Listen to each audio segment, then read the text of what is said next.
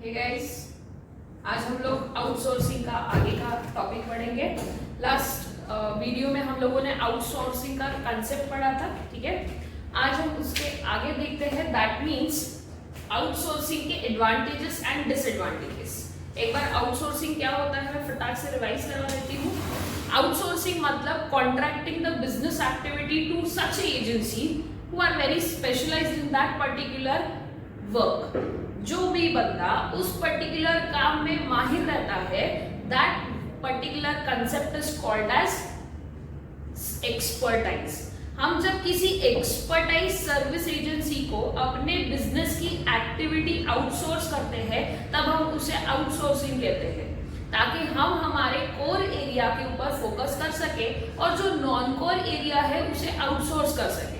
Non core area मतलब ऐसे areas जो हमारे बिजनेस से जुड़े हुए हैं लेकिन ज्यादा इंपॉर्टेंस या फिर फोकस नहीं चाहते, ठीक है। जैसे मैंने एग्जांपल लिया था canteen services in a college.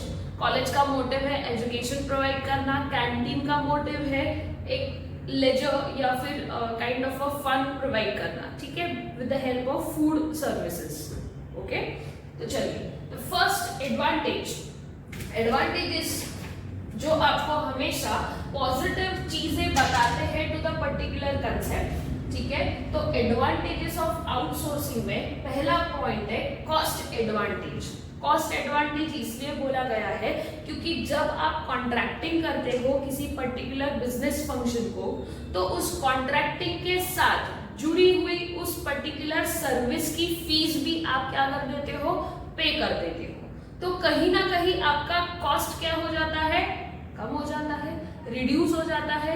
जो बार बार उस पर्टिकुलर चीज को जो पैसा लगने वाला था, वो पैसा आपका क्या हो जाएगा, अभी बच जाएगा, क्योंकि पूरा का पूरा रिस्पॉन्सिबिलिटी कौन लेता है, एजेंसी लेता है, ठीक है। जब ये एजेंसी काम करती है तब वो पूरा पैसा लेके काम करती है और उसके अंडर जो एम्प्लॉइज होते हैं वो पूरी तरीके से एजेंसी संभालती है। उसका बिजनेस के साथ, बिजनेसमैन के साथ कोई संबंध नहीं होता। जैसे कि आप लोग हैं, आप लोग अपने घर पे काम वाली बाई रखते हो, बराबर है। वो काम वाली बाई को महीने का पैसा मिलता है और वो अपने हिसाब से काम करती है, राइट। उसी तरीके से अगर मैं वेडिंग प्लानर की बात करती हूँ, तो वेडिंग प्लानर को आप पूरे कॉन्ट्रैक्ट का पैसा दे देते हो, उसकी सर्विसेज की फीस दे देते हो और बदले में वो आपको क्या देता है, उसके हिसाब से, उसके स्किल्स के हिसाब से सर्विस देता है। आपको वो बार बार पैसा मांगेगा क्या, नहीं। आपका जितना बजट है, जितना कॉन्ट्रैक्ट में डिसाइड हुआ है फीस, उतना ही आप दोनों में क्या रहेगा, लेन देन रहेगा। इसीलिए हमको क्या होता है, कॉस्ट एडवांटेज मिलता है कि भाई हमने उस चीज का बजटिंग कर दिया, अभी अपना काम खत्म। सो कहीं ना कहीं क्या मिलता है, बिजनेस को कॉस्ट एडवांटेज मिलता है। Stimulates entrepreneurship. मैंने एग्जाम्पल लिया वेडिंग प्लानर का, तो ऐसे काफी सारे लोग हैं जो ये सोच रहे होंगे कि हमने भी कोई सर्विसेज ऐसी ढूंढनी चाहिए जिससे हम हमारा एंटरप्रेन्योरशिप शुरू कर सके। एंटरप्रेन्योर, ये चीज हम पहले पढ़ चुके हैं guys. Entrepreneur is a person who sell his ideas in the market to gain profit for the business. वो अपने आइडियाज को बेचता है, आइडेंटिफाई करता है कस्टमर की नीड्स को, उसे सेटिस्फाई करता है और अपना बिजनेस एक्सपांड करता है।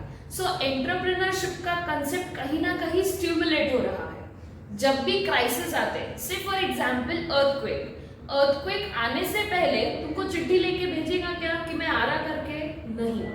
तो फिर क्या, उसको आने के बाद, क्राइसिस आने के बाद जो मैनेजमेंट की नीड होती है, that particular management is called as crisis management. तो that is also one kind of a recent trend in management, जिसको आप आउटसोर्स कर सकते हो। अगर गवर्नमेंट के पास इतना टाइम नहीं है किसी एक पर्टिकुलर सेक्शन के अर्थक्वेक प्रोन एरिया को मैनेज करना या रिहैबिलिटेट करना, तो ऐसी एजेंसीज है जो ये काम करती है रिहैबिलिटेशन का, जिन्हें हम क्राइसिस मैनेजमेंट यूनिट कहते हैं, ठीक है। उसी तरीके से we have change management also in our organisation. Change management मतलब क्या, चेंज मतलब समथिंग न्यू, है ना। क्या होता है, ऑर्गेनाइजेशंस में काफी सारे चेंजेस आते हैं, कभी कभी नई कंपनी टेक ओवर करती है, राइट, या फिर अपडेटेड टेक्नोलॉजी आती है जिसको समझना एम्प्लॉइज के लिए मुश्किल रहता है. There are certain employees who are not ready to accept the change. I don't know the reason behind it, but they are not ready to accept the change. वो लोग resist करते हैं. तो इस resistance of change को, resistance to change को कैसे हमें solve करना है, ये change management वाला हम बंदा हमें बता रहा है. तो एक तो कंपनी खुद के ही यूनिट में चेंज मैनेजमेंट डिपार्टमेंट रख सकती है, या फिर there are certain agencies जो आपको हेल्प करेंगी इस चेंज मैनेजमेंट को ऑर्गेनाइजेशन में लाने में. ठीक है, तो हम क्या करेंगे, ऐसी एजेंसी को हम वो काम सौंप देंगे, कॉन्ट्रैक्टिंग कर देंगे कि भाई हमारे यहाँ के एम्प्लॉयज को चेंज एक्सेप्ट करना सिखाइए, उन्हें बताइए कि उनकी कैपेबिलिटीज एबिलिटीज बढ़ेगी, what ever may be the thing. लेकिन चेंज मैनेजमेंट का हम क्या कर सकते हैं, आउटसोर्सिंग कर सकते हैं. That will always help you to stimulate entrepreneurship. ठीक है, कभी सोचा था क्या कि ऐसी एजेंसी रहेंगी जो सिक्योरिटी गार्ड्स प्रोवाइड करेंगी? नहीं. आज हर कॉलोनी में भी अगर हम एक कॉलोनी में रहते हैं और कॉलोनी वाले चाहते कि एक गार्ड होना चाहिए, तो गार्ड क्या ऐसी घेराव में बैठे रहते क्या? नहीं. There are certain agencies जो इन गार्ड्स को ट्रेनिंग देते हैं, ठीक है, and they make them expertise in that particular field, जिससे वो एक अनएम्प्लॉयड बंदे को एम्प्लॉयमेंट भी मिल रहा है और जिसने ये आइडिया जनरेट किया है उसको क्या मिल रहा है, एंटरप्रेन्योर का टैग मिल रहा है. Getting what I meant to say? ठीक है. देन उसके बाद कॉस्ट एडवांटेज हो गया, कॉन्ट्रैक्टिंग से आप अपना पैसा बचा सकते हो. देन एक नए बंदे को एम्प्लॉयमेंट के साथ साथ एंटरप्रेन्योरशिप का आइडिया भी दे सकते हो. Then you have low man power cost. Man power cost कैसे कम होगा? जब आप पूरी की पूरी बिजनेस एक्टिविटी को आउटसोर्स कर रहे हो तो उससे जुड़ा हुआ ह्यूमन रिसोर्स का कॉस्ट भी आपका क्या हो जाएगा, कम हो जाएगा. तो मैन पावर का कॉस्ट क्या है, कम रहता है. Then access to professional cost. Access to professional cost मतलब कहीं ना कहीं अगर आप चेंज मैनेजमेंट करवाने के लिए किसी साइकोलॉजिस्ट को अगर आप हायर करते हो या कोई ऐसा बंदा जो स्पेशलाइज है इन ह्यूमन रिसोर्स डिपार्टमेंट, तो वो प्रोफेशनल कहलाता है, बराबर. तो उसके तुमको हमेशा सैलरी देना पुराएगा या फिर एजेंसी को कॉन्ट्रैक्टिंग करके साल भर का पैसा देना पुराएगा? ऑब्वियसली एक एजेंसी को काम देके साल भर का पैसा देना पुराएगा. That means access to professional cost. आपका कहीं ना कहीं प्रोफेशनल कॉस्ट क्या हो रहा है, मैनेज हो रहा है, फालतू का खर्चा नहीं होगा. ठीक है. उसके बाद emphasise on core process. Non core area को आपने आउटसोर्स कर दिया तो ऑब्वियस सी बात है, ये अपना एडवांटेज है कि अपन कोर एरिया में क्या कर सकते हैं, फोकस कर सकते हैं. वेडिंग में सबसे ज्यादा इंपॉर्टेंट है फैमिली, रिलेटिव्स, फ्रेंड्स, ये सब लोग बहुत इंपॉर्टेंट है क्योंकि इनके साथ हम लोग फन करते हैं और ये सारी मेमोरीज हमको कहीं ना कहीं स्टोर करके रखना होता है. तो हर एक जन अपने मोबाइल फोन में फोटो खींचने से तो बेटर है हम क्या करेंगे, फोटोग्राफी का किसी को कॉन्ट्रैक्टिंग दे देंगे कि भाई तू प्री वेडिंग शूट से लेके पूरा वेडिंग पोस्ट वेडिंग तक का सब पूरा का पूरा शूटिंग तू देख. मतलब अपना काम क्या है, सिर्फ मजे करना, लोगों के साथ टाइम बिताना और दोस्तों के साथ ही करना. ठीक है. सो हमेशा कोर एरिया पे हम क्या कर सकते हैं, फोकस कर सकते हैं, एम्फेसिस कर सकते हैं with the help of outsourcing. Then investment requirement reduce. जो पर्टिकुलर एरिया आपके लिए नॉन कोर है, नॉन कोर मतलब just related to business activity but not included in the objectives of the business. हमारे बिजनेस के ऑब्जेक्टिव में include नहीं है इसलिए उसको नॉन कोर बोला है. तो फिर हटा देते ना, नहीं, it will adds to the value of your business. तो ऐसे कैसे हटाएंगे, ठीक है ना. तो हटाना नहीं है तो क्या करेंगे, आउटसोर्स कर देंगे कि भाई कोई दूसरा बंदा जो वो पर्टिकुलर काम जानता है उसको दे देना. तो इन्वेस्टमेंट, उसमें बार बार लगने वाला पैसे का रिक्वायरमेंट भी आपका क्या हो जाएगा, बंद हो जाएगा. ठीक है, क्योंकि आपने ऑलरेडी पैसा किसको दे दिया है, कॉन्ट्रैक्टर को दे दिया है, आउटसोर्सर को दे दिया है। आउटसोर्स वाला देखेगा कि उसको क्या खर्चा करना है, कैसे करना है, कौन सा एम्प्लॉय रखना है, नहीं रखना है, सारे डिसीजन मेकिंग उस पर्टिकुलर यूनिट का कौन देख रहा है, आउटसोर्सिंग वाला देखेगा। ठीक है, आफ्टर दैट देन मैंने 6 यहाँ तक लिखा है, this is the 7th one, increases efficiency.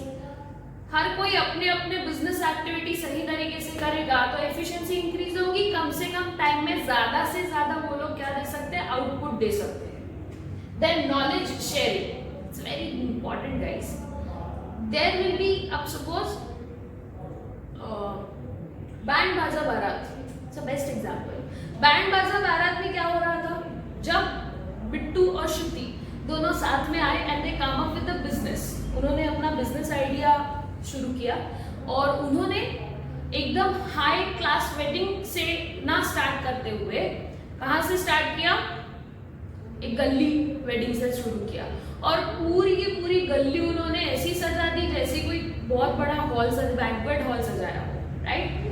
तब तक के जो बंदा था, लड़की का पापा जो था, जिसको ये वेडिंग प्लानिंग का पता नहीं था, और उसने क्या कहा कि भाई हमारे यहाँ पे मामा चाचा मिलके इन्वेस्टमेंट करके क्या कर सकते हैं, वेडिंग प्लान कर सकते हैं। लेकिन जब उन्होंने उनका बजट बताया and they work according to the budget of that particular person, Bittu और श्रुति ने जब वही पर्टिकुलर बजट में पूरी शादी करवाई, तब जाके उनको भी नॉलेज हुआ कि हमें वेडिंग प्लानिंग में क्या क्या चीजों की जरूरत है, क्या चीजें हमें और बेहतर बनानी चाहिए, बराबर है। और कहीं ना कहीं कस्टमर्स को भी पता चला कि there is certain kind of a theme, wedding planners है जो कम से कम बजट में भी अच्छा कुछ तो भी करके दे रहे हैं। So this is what is knowledge sharing. ठीक है, एक और एग्जांपल बताती हूँ। जब हम आउटसोर्स करते हैं तो आउटसोर्सिंग वाला भी कहीं ना कहीं एक बिजनेस से जुड़ता है और एक बिजनेसमैन भी उस आउटसोर्सर से जुड़ता है। जैसे कि मैंने कहा था कि मैं एक मॉल चला रही हूँ और मॉल चलाने के लिए you need a sanitation, you need a parking, you need a security. मैंने इन तीनों चीजों को क्या कर दिया, आउटसोर्स कर दिया, बराबर है। तो जब ये तीनों चीजों को आउटसोर्स किया तो एक बंदा ये भी सोच सकता है कि भाई मैं और कुछ भी आउटसोर्सिंग में बिजनेस कर सकता हूँ या नहीं। अगर मैं सिक्योरिटी का देख रहा हूँ तो क्या सिक्योरिटी गार्ड्स ही अगर पार्किंग का भी जिम्मा ले लेंगे तो that will be much more development to my business, yes और नो। तो डेवलपमेंट ऑफ बिजनेस करने के लिए हमेशा आपको नॉलेज को शेयर करना जरूरी है। आप कहीं ना कहीं क्या करते हो, अपने नॉलेज को शेयर करते हो दूसरों के साथ, दूसरों का ज्ञान लेते हो, जिससे आप अपने बिजनेस को क्या कर पाओगे, डेवलप कर पाओगे। ठीक है, after that guys, so that comes with the advantages. सबसे पहला हमने देखा cost advantage, then stimulates entrepreneurship, low man power cost, then assist to professional cost, emphasise on core process, investment requirement reduce, और उधर increase efficiency and knowledge sharing. ठीक है, उसके बाद द नेक्स्ट इज डिसएडवांटेजेस। अब एडवांटेजेस है, हर चीज के दो पहलू होते हैं। Every time there will be the two sides of the coin. तो दूसरा पहलू हमें ये बताता है कि आउटसोर्स करना एक तरीके से अच्छा भी है और बुरा भी है। तो बुरा क्यों है ये देखने की कोशिश करेंगे। ध्यान दीजिए, सबसे पहला है lack of customer focus. Customer के ऊपर फोकस नहीं रहता। जैसा कि मैंने बोला कि it is a non core area but it is related to my business. इसका मतलब ये है कि मेरे लिए मेरे कस्टमर्स इंपॉर्टेंट है गाइस। बिजनेस से भले ही जुड़ा हुआ नहीं है, बिजनेस एक्टिविटी का एक पार्ट है, लेकिन नॉन कोर एरिया है इसलिए आउटसोर्स किया। तो भाई जो एक वेडिंग प्लानर का ही एग्जांपल लेंगे, सुनो, अपन अपने लिए रिलेटिव्स, फ्रेंड्स बहुत इंपॉर्टेंट है, बराबर, लेकिन हमारे रिलेटिव्स, हमारे फ्रेंड्स जो है, क्या वो वेडिंग प्लानर खुद का समझ के, अपने समझ के काम करेगा क्या? ये चीज भी तो सोचना जरूरी है। इसका मतलब क्या हो गया, उसका कहीं ना कहीं कस्टमर फोकस क्या है, कम है। जो काम हम खुद अपने हिसाब से कर सकते हैं, जो हमें पता है that it is a part of our business activity, उसे किसी और को कैसे दे देंगे? तो कहीं ना कहीं उस चीज के ऊपर फोकस क्या हो सकता है, कम भी हो सकता है, right? So there will be always lack of customer focus on outsourcing. Then threat to security and confidentiality, कहीं ना कहीं कभी ना कभी वो ऐसा भी कुछ काम कर लेता है जिससे हमारी कॉन्फिडेंशियलिटी या सीक्रेसी हैम्पर करती है। एक बिजनेस के लिए कॉन्फिडेंशियलिटी बहुत इंपॉर्टेंट है, क्योंकि वो आगे सरवाइव करने के साथ साथ ग्रोथ चाहती है, to compete in the market चाहती है। तो ये सब करने के लिए उसके पास कॉन्फिडेंशियलिटी होना बहुत जरूरी है। वो अगर नहीं रहेगी तो उसकी स्ट्रेंथ कभी भी नहीं बन पाएंगी, वो हमेशा वीक फील करेगा। तो कहीं ना कहीं अपने स्ट्रेंथ को थ्रेट होता है ड्यू टू आउटसोर्सिंग, क्योंकि सामने वाले बंदे की नीयत कैसी है कि आप नहीं जान सकते, उसकी वजह से it will always create a threat to your confidentiality. Dissatisfactory services, आपने एक बार उसको पैसे दे दिए गाइस और उसका साल भर का कॉन्ट्रैक्ट हो गया, तो उसकी सर्विसेज अगर डिससैटिस्फैक्टरी होती है तो आप एक्शन नहीं ले सकते जब तक कि कॉन्ट्रैक्ट में का टाइम कंप्लीट नहीं होता। आपको उसे झेलना ही पड़ता है, उसके साथ मन मार के रहना ही पड़ता है। जैसे कि कैंटीन फैसिलिटी अगर आपको अच्छी नहीं लगी तो आप क्या करोगे, उसको हकाल दोगे क्या? नहीं हकाल सकते, उसको साल भर उसको लेकर चलना ही पड़ेगा।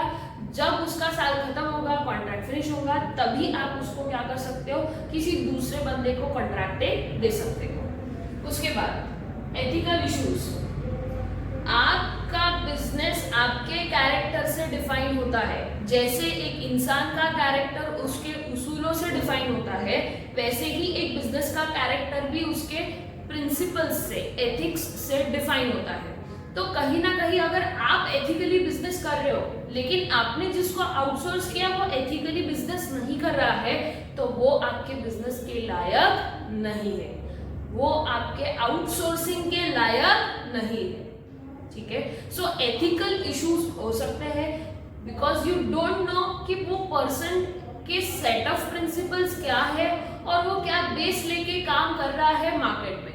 ठीक है, देन मिसअंडरस्टैंडिंग होने के बहुत चांसेस है कॉन्ट्रैक्ट में। लैक ऑफ कम्युनिकेशन होता है, काफी बार दो लोग ज्यादा बात करने वाले नहीं रहते, तो वो बहुत कम बातों की वजह से जो चीजें बातचीत से सॉल्व हो सकती है वो नहीं कर पाते, जिससे डिस्प्यूट्स होने के चांसेस रहते हैं और बिजनेस भी टूट सकता है। पुअर क्वालिटी भी हैम्पर कर सकती है। काफी बार ऐसा होता है कि पैसे की कमतरता की वजह से अपन पैसे कम देते हैं, जिससे बंदे की एफिशिएंसी भी और क्वालिटी भी क्या हो जाती है, कम हो जाती है। So poor quality. ठीक है, उसके बाद सो डिसएडवांटेजेस में हमने क्या क्या देखा, lack of customer focus, threat to security and confidentiality, dissatisfactory services, ethical issues, misunderstanding, lack of communication and poor quality. ठीक है, 2 सेकेंड दे रही हूँ, आप सिर्फ एडवांटेजेस और डिसएडवांटेजेस कीजिए, फिर हम इसे डिस्कस करेंगे। इसको प्लीज लिखिएगा मत, इसे पहले समझ लीजिए बाद में लिखिएगा। So please go through it at once. 2 second है।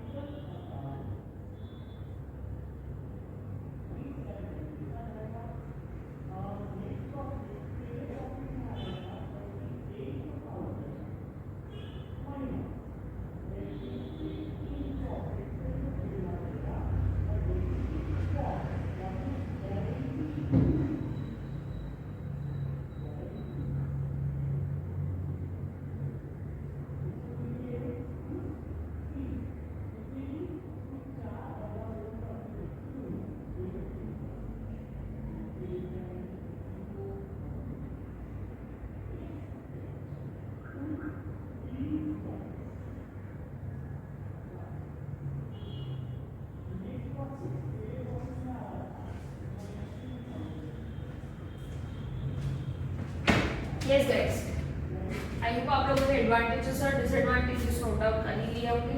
आगे बढ़ते हैं, coming to the next concept of your outsourcing, that means the forms of outsourcing. Forms की अगर बात करते हैं तो मैंने डिस्कस किया था कि there are 3 forms of outsourcing, ठीक है। आउटसोर्सिंग मतलब contracting your business activity so that आप नॉन कोर एरिया पे फोकस ना रखते हुए अपने कोर एरिया पे फोकस कर सकते हो। कोर एरिया और नॉन कोर एरिया को भी मैंने डिफाइन किया है कि कोर एरिया मतलब which are related to your objectives of business, and non core area मतलब वो आपके ऑब्जेक्टिव्स में इंक्लूडेड नहीं है but it is a important part of your business activity, ठीक है। तो ऐसी कौन सी एक्टिविटीज है जो आप क्या कर सकते हो, आउटसोर्स कर सकते हो, और कहां कहां आउटसोर्स कर सकते हो, that is given in the forms of outsourcing. So there are basically 3 forms of outsourcing. First is BPO, that means business process outsourcing, KPO, that means knowledge process outsourcing, and LPO, that means legal process outsourcing. ये ना guys एक दूसरे के part है। The main part is BPO, ये सबसे बड़ा part है। BPO मतलब outsourcing। बिजनेस के जितने भी प्रोसेस है, जब आप उसको आउटसोर्स करते हो तब हम उसे कहते हैं बिजनेस प्रोसेस आउटसोर्सिंग, ठीक है। KPO is a part of BPO and LPO is a part of KPO, ठीक है। वापस एक बार, बीपीओ में BPO is a main, KPO is a part of BPO and LPO is a part of KPO, ठीक है। तो इसको अभी डिटेल में देखते हैं, ध्यान दीजिए। बीपीओ मतलब क्या, बिजनेस प्रोसेस आउटसोर्सिंग को समझने से पहले एक एग्जांपल लेती हूँ, वेरी वेरी इजी। आपके पास अगर आइडिया वोडाफोन का कार्ड है या फिर जियो का सिम कार्ड है, ठीक है, there is problems regarding the network issues, जो भी है, आपने कस्टमर केयर को फोन किया, ठीक है। तो जो कस्टमर केयर वाला रहता है वो आपको सोल्यूशन देता है उस पर्टिकुलर चीज से related and he takes a feedback of it, बराबर है। आपको कैसे पता कि वो ही बंदा आइडिया और वोडाफोन से बात कर रहा है, पता है? नहीं पता, लेकिन वो बताता है क्वेरी सॉल्व क्या, इसका मतलब वो कौन सी किसका बंदा है, कंपनी का बंदा है, ये सोच के हम फोन क्या करते हैं, रख देते हैं। बट बेसिकली गाइस, ये जो टेलीकम्युनिकेशन कंपनीज है, ये क्वेरीज वाला जो सेक्शन है, कस्टमर्स रिड्रेसल का जो सेक्शन है, कस्टमर के प्रॉब्लम्स के ऊपर सोल्यूशन देना, कस्टमर रिड्रेसल यूनिट जो होते हैं, ये लोग क्या करते हैं, आउटसोर्स करते हैं, किसी दूसरे कंपनी को देते हैं to concentrate on the problems of the customer, right. Networking में जो प्रॉब्लम्स आएंगे वो बहुत इंपॉर्टेंट है, लेकिन which is not included in the objective, तो फिर वो ऐसे काम को क्या कर देते हैं, किसी दूसरे कंपनी को सौंप देते हैं जिनका काम सिर्फ और सिर्फ कस्टमर की क्वेरीज को सुनना और उसे सॉल्व करना होता है, ठीक है। इसे कहते हैं टेली कम्युनिकेशन, टेलीकॉलर, जिससे आप बात करते हो, तंग करते हो काफी बार फोन कर करके कि मेरा ये इशू है, वो इशू है, यस और नो। सो एक आधी लड़की भी रही तो अपन बहुत देर तक बात करते, अगर किसी लड़के का भी रहता है तो लड़कियां बार बार उसको फोन करने की कोशिश करेगी और अपने प्रॉब्लम सॉल्व कराती है फोन से रिलेटेड। Getting what I mean to say? So that means company customer redressal unit का सेक्शन क्या करती है, किसी दूसरे कंपनी को सौंप देती है सो दैट वो पर्टिकुलर प्रॉब्लम क्या हो सकता है, सॉल्व हो सकता है, ठीक है। सो देखिए थोड़ा डिटेलिंग में देखते हैं। So first is responsibility of a specific services. BPO में क्या होता है, एक स्पेसिफिक सर्विसेज पाई गई है जिसकी रिस्पॉन्सिबिलिटी हम क्या कर देते हैं, आउटसोर्स कर देते हैं, किसी दूसरे के पास दे देते हैं, ठीक है। और उससे जुड़ी हुई अथॉरिटी भी उसको मिल जाती है, क्योंकि कहीं ना कहीं रिड्रेसल कौन करेगा, वही बंदा करेगा ना। तो कस्टमर के प्रॉब्लम्स को तुरंत सॉल्व करने का जो रिस्पॉन्सिबिलिटी है वो आउटसोर्स किया जाता है इन बिजनेस प्रोसेस आउटसोर्सिंग, ठीक है। उसके बाद पेरिफेरल एक्टिविटीज ज्यादा होती है। पेरिफेरल मतलब वर्चुअल एक्टिविटीज गाइस, कहीं ना कहीं आप सामने वाले के पास जाने से बेटर आप बैठे बैठे जहां से भी आप अपनी चीजों का चेंजिंग करवाना चाहते हो वो आप घर में बैठ के भी कर सकते हो। So you need not have to reach over there for the solution. आप घर में बैठ के कस्टमर केयर को फोन लगा दो, काम हो जाता है। बैठ के आप गैस का नंबर भी लगा सकते हो online. Getting what I mean to say. So कहीं ना कहीं वो सर्विसेज कैसी रहती है, पेरिफेरल रहती है। Then minimize cost increases efficiency. Cost कम हो जाता है, एफिशिएंसी बढ़ जाती है, क्योंकि कंपनी क्या कर लेती है, प्रॉब्लम्स को जल्द से जल्द सॉल्व करती है बिना खर्चा किए, क्योंकि ऑलरेडी क्या किया है उन्होंने, दूसरी कंपनी को वो आउटसोर्स कर दिया है। तो दूसरी कंपनी ने पैसा लेके पूरा का पूरा जिम्मा क्या ले लिया, अपने ऊपर ले लिया। सारी रिस्पॉन्सिबिलिटीज अभी कौन संभाल रहा है, द कंपनी। इसके एग्जाम्पल्स अगर देने हैं तो विप्रो बीपीओ, विप्रो बीपीओ। काफी बार आपने सुना होगा ट्रेंडिंग जॉब्स में कि मैं बीपीओ में काम करता हूँ। तो एक्चुअली बीपीओ मतलब बिजनेस प्रोसेस आउटसोर्सिंग। जो ये कंपनी है ये पर्टिकुलर चीज में ही डील करती है, बिजनेस प्रोसेस आउटसोर्सिंग में ही डील करती है। तो विप्रो बीपीओ में सिर्फ मतलब क्या है, बीपीओ बोला तो क्या सिर्फ फोन पे लगे रहेगा क्या, नहीं। There are 2 types of BPO guys. BPO के अंदर में भी पार्ट है, back desk and front desk. Front desk मतलब जो कस्टमर के साथ रूबरू होता है, बैक डेस्क मतलब जो टेक्निकल चीजें संभालता है। So it can be any kind of a position, ठीक है, जिसका हर किसी को अच्छा खासा पेमेंट मिलता है। तो आज के डेट में लोगों को अपन बीपीओ बताते तो वो बोलते हैं तो फोन पे ही तो बात करता है, कस्टमर केयर का काम कर रहा है। It's not like that guys. There are 2 types of BPO.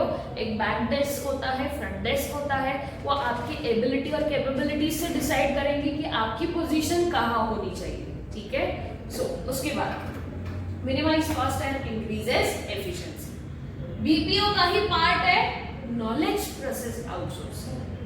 जैसे बीपीओ में उस पर्टिकुलर बिजनेस के प्रोसेस का नॉलेज था उस कंपनी को, विप्रो बीपीओ के पास, इसीलिए वहां पे वो पर्टिकुलर चीज क्या हो गई, आउटसोर्स हो गई, ठीक है।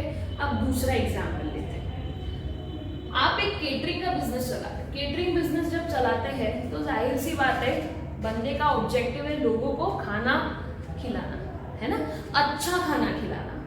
अब लोगों के अकाउंट्स मेंटेन करने का काम रहेगा क्या उसका, ऑब्वियसली नॉट। तो अकाउंटिंग अगर उसको नहीं जम रहा है, because he don't have a knowledge related to accounting, उसको क्या नॉलेज है, खाना पकाने का नॉलेज है, खाना कैसे सर्व किया जाता है, कितनी प्लेटें लगती है, क्या क्या आइटम्स होने चाहिए, उसमें क्या क्या एड ऑन होना चाहिए सर्विसेज, ये सब चीजें उसको पता है। लेकिन अकाउंटिंग नहीं जम रहा, तो फिर वो क्या करेगा, किसी ऐसे बंदे को ढूंढेगा, किसी ऐसी एजेंसी को सर्च करेगा जिसके पास अकाउंटिंग नॉलेज है और उसे वो पर्टिकुलर काम दे देगा। That will be the third party, ठीक है। उसके पहचान का नहीं होता ना, इसीलिए उसको थर्ड पार्टी बोला गया है। कस्टमर सेलर के भी अलावा दूसरा एक आधा प्रोसेसर रहेगा, उसको हम कहेंगे थर्ड पार्टी। तो अकाउंटिंग का नॉलेज जिसके पास है, मैंने उसको क्या कर दिया, कॉन्ट्रैक्ट दे दिया कि भाई साल भर का अकाउंटिंग करके दे। अच्छा लगा सर्विस, रिन्यू करूंगी, नहीं अच्छा लगा किसी दूसरे को अकाउंटेंट को ढूंढना पड़ेगा। समझ में आ रही है बात। सो जिस भी बंदे को जिस पर्टिकुलर सेक्शन का नॉलेज है, आप वो पर्टिकुलर चीज उससे क्या कर सकते हो, करवा सकते हो। इसे कहते हैं KPO, that means knowledge process outsourcing, ठीक है। सो नॉलेज प्रोसेस आउटसोर्सिंग में आप क्या करते हो, नॉलेज आउटसोर्स करते हो to third party. It is a sub segment of BPO. Then high level task, geographic location बहुत इंपॉर्टेंट होता है। हाई लेवल टास्क होता है क्योंकि कोई एक्सपर्ट बंदा होना जरूरी है। समझ में आ रही है क्या बात। अकाउंटिंग में अगर एक्सपर्ट है तो ही वो आउटसोर्सिंग आपके लिए अच्छा रहेगा, अदरवाइज नुकसान करेगा, ठीक है। सो नॉलेज प्रोसेस आउटसोर्सिंग में आपको हाई लेवल का टास्क आउटसोर्स करना होता है, इसीलिए आप क्या करोगे, केपीओ करोगे। अब केपीओ कहीं पर भी नहीं करते, ज्योग्राफिकल लोकेशंस के हिसाब से करना है, क्योंकि बिजनेस का काम है, उसकी तरफ आपको ध्यान तो देना ही पड़ेगा, है ना। मतलब अगर आप नागपुर में वेडिंग प्लानर बन रहे हो तो नागपुर का ही एक आधा आपको अकाउंटेंट ढूंढना पड़ेगा, जिसके साथ आप बैठ के क्या कर सकते हो, काम कर सकते हो, राइट। वो आउटसोर्सिंग सही ढंग से हुआ है, नहीं हुआ है, सर्विस अच्छी दे रहा है, नहीं दे रहा है, ये जानना जरूरी है। नागपुर में बैठ के आप चंद्रपुर का अगर अकाउंटेंट देखोगे तो क्या वीडियो कॉन्फ्रेंसिंग पे काम काम चलेगा क्या? अकाउंट से, बुक्स ऑफ अकाउंट से कॉन्फिडेंशियलिटी होती है, सीक्रेसी मेंटेन करना होता है। ये दूर दूर बैठ के क्या लॉन्ग डिस्टेंस रिलेशनशिप में थोड़ी ना है। गर्लफ्रेंड बॉयफ्रेंड हो गए तो ठीक है, विश्वास तो भी रहता है, आजकल तो वो भी नहीं रहता। लेकिन इधर तो अकाउंटेंट है, पैसा लेके कुछ गड़बड़ किया तो पता तो चलना चाहिए। क्या कार्तिक, समझ में आ रही है कि नहीं बात? सो हमें ज्योग्राफिकल लोकेशंस की तरफ भी ध्यान देना जरूरी है, क्योंकि नॉलेज प्रोसेस आउटसोर्सिंग में जो पार्ट ऑफ बिजनेस का, जो बिजनेस का प्रोसेस आप आउटसोर्स कर रहे हो, that is an important one. ठीक है, इसे कहते हैं केपीओ, जिसमें हम ज्योग्राफिक लोकेशन इंपॉर्टेंट मानते हैं। देन यू हैव मे और मे नॉट कॉस्ट बेनिफिशियल। अब इसमें कॉस्ट कम होगा ऐसा जरूरी नहीं है, अपन ने इधर कॉस्ट एडवांटेज पढ़ा तो सही, लेकिन ये आउटसोर्सिंग में आपको सबसे ज्यादा इंपॉर्टेंट क्वालिटेटिव सर्विसेज होना। अकाउंट्स मेरे अच्छे मेंटेन होने चाहिए, पैसा गया तो भी चलेगा, because it will always adds to the value of your business. आपके बिजनेस की वैल्यूज में क्या होते जाएंगी? ऐड होती जाएंगी। आपको मार्केटिंग नहीं जम रहा, मार्केटिंग में टाइम वेस्ट हो रहा है, आपने किसी मार्केटिंग एजेंसी को पकड़ा अपने बिजनेस का मार्केटिंग करने के लिए, क्योंकि उसे उस पर्टिकुलर चीज का नॉलेज है। ठीक है, तो वो क्या करेगा? पैसे लेगा ना, कि फ्री में करके देगा? ससरा बैठा है क्या फ्री में करके देने के लिए? पैसे लेगा, पैसे लेने के साथ साथ क्वालिटी अगर नहीं दे रहा है तो उसको 2 लाख लगानी पड़ेगी। समझ में आ रही है बात? क्योंकि that will always adds to the value of your business. ठीक है, तो केपीओ में क्या देखा हमने? नॉलेज प्रोसेस आउटसोर्सिंग होता है थर्ड पार्टी को, सब सेगमेंट है काय का? बीपीओ का। हाई लेवल टास्क है भाई, नॉलेज एक्सपर्ट होना, एक्सपर्टाइज नॉलेज होना जरूरी है। देन ज्योग्राफिकल लोकेशन होना चाहिए, क्योंकि बिजनेस का प्रोसेस इंपॉर्टेंट है, उसकी तरफ एक बिजनेसमैन का भी ध्यान होना चाहिए आउटसोर्स करने के बाद भी। देन कॉस्ट बेनिफिशियल हो भी सकता, नहीं भी हो सकता, लेकिन confirmly it will always adds to the value of your business. ठीक है, third LPO, legal process outsourcing. आज के डेट में हर कंपनी को हर लीगल एक्टिविटी सही तरीके से करना जरूरी है। जैसे गवर्नमेंट नोटिफिकेशंस रहते हैं, उसी हिसाब से सब लीगल प्रोसीजर्स अगर हो तो ऐसा बोला गया कि बिजनेस एथिकली चल रहा है। ठीक है, now it is a part of KPO. ये केपीओ का टाइप है, क्योंकि जो बंदे के पास लीगल नॉलेज है उसी को अपन लीगल प्रोसेस आउटसोर्सिंग कर सकते हैं। Lawyer, chartered accountants, company secretaries, these are the professionals who are having that particular knowledge about the legal। तो लीगल प्रोसेस आउटसोर्सिंग जब आप करते हो तब आप क्या आउटसोर्स करोगे? Legal services, drafting of a legal documents. अपन कर सकते क्या ड्राफ्टिंग? नहीं, अपन को सिंपल लेटर नहीं लिखना, अपन को 2 ही लेटर पता, एक इनफॉर्मल लेटर, एक फॉर्मल लेटर। राइट, इनफॉर्मल मतलब फ्रेंड को, मम्मी को, पापा को, रिलेटिव्स को लिखने वाला, और फॉर्मल मतलब बॉस को लिखने वाला। बस इतना ही पता है अपन को। लेकिन जो लीगल डॉक्यूमेंटेशन होता है उसका एक पैटर्न होता है, और वो पैटर्न का पूरा नॉलेज किसके पास होता है? लीगल पीपल्स के पास होता है, जो लीगल प्रैक्टिसेस करते हैं। ठीक है, सो क्या काम करेंगे वो लोग? लीगल सर्विसेज देंगे, ड्राफ्टिंग लीगल डॉक्यूमेंट्स करेंगे। कौन करेगा? ऐसी फर्म जो क्या कर रही है? लॉ में प्रैक्टिस कर रही है। हम ऐसे फर्म्स को क्या करेंगे? अपना एलपीओ करेंगे। ठीक है, देन लीगल रिसर्च करना, ड्राफ्टिंग करना, देन ब्रीफिंग करना, ये सारे काम वहां किए जाते हैं। That means legal process outsourcing.